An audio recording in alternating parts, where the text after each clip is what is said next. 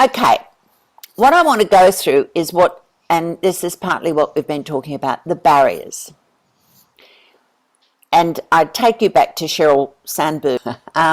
We can't change what we're not aware of, and once we are aware, we can't help but change.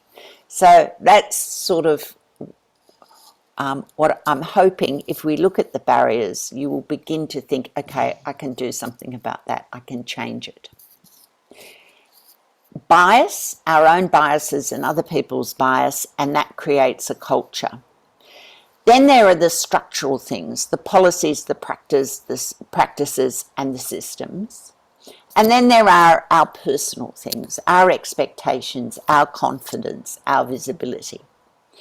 So these are where I see the major barriers for women in progressing. And these are the things that give us that broken rung. The other thing is bias. We are tribal. So we have that tribal nature.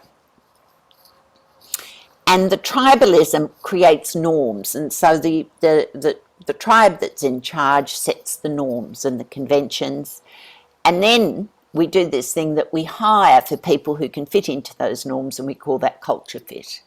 So we end up just sort of recreating over and over again the same tribal conventions and ways of behaving. What happens in an organisation is that becomes you build an assumption that your experience is the same as everybody else's experience. But in fact, what we know is that other people have very different lived experiences. So that mindset that we've been born with, that we've inherited, absolutely frames our perceptions, how we see people, what we see in people, our attitudes, how we react to people, our behaviours, how receptive we are to certain people, our attention, which aspects of a person we pay attention to, our listening skills, what we hear people say, and our expectations, what we reward. And we use language like too and not enough, because we are always judging against what our lived experience and what we believe is right.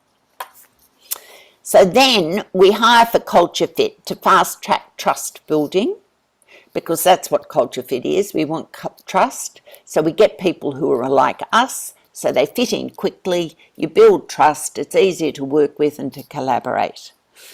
We reward confidence ahead of competence, and we're going to discuss that in more detail next week, what the research shows about how if you're confident, you're more likely to get the job than if you're competent. And we see in others what we're used to in ourselves, and we hire for it. So we clone. We end up with less competence, less innovation, and lower performance. And that the data shows us. So what can you do? In terms of structural barriers, for instance, the thing we know is that women will have, when they see a job ad, they want to have 100% of the competence. Men will have 60% of the competence and apply for the job.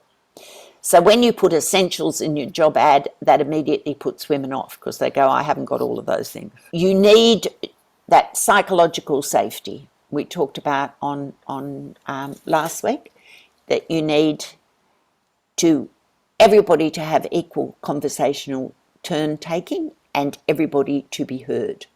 How can you make your meetings effective at that?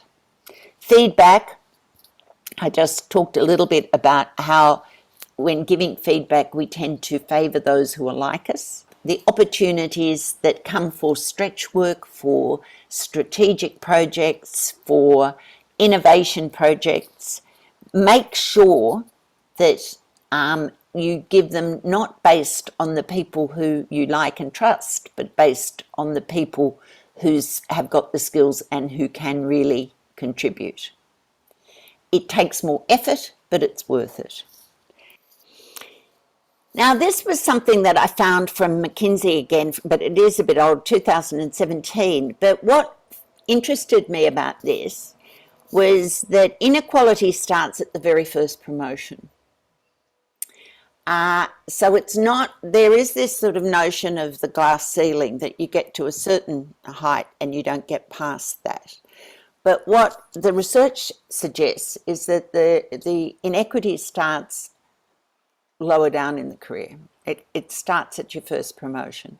So what that means, I think, is that we have to direct some of our resources to women and to thinking about promotional pathways earlier than just when you get to management, because those decisions are made when you're younger and when you're climbing the ladder. I suppose what we have to think about is our daughters and nieces and the young women coming. How can we pave the way for them so that things get better? All I can say to you is sort of think about what you can do to progress it today, and think about small ways that you can make a difference, because that's really what we're here to do.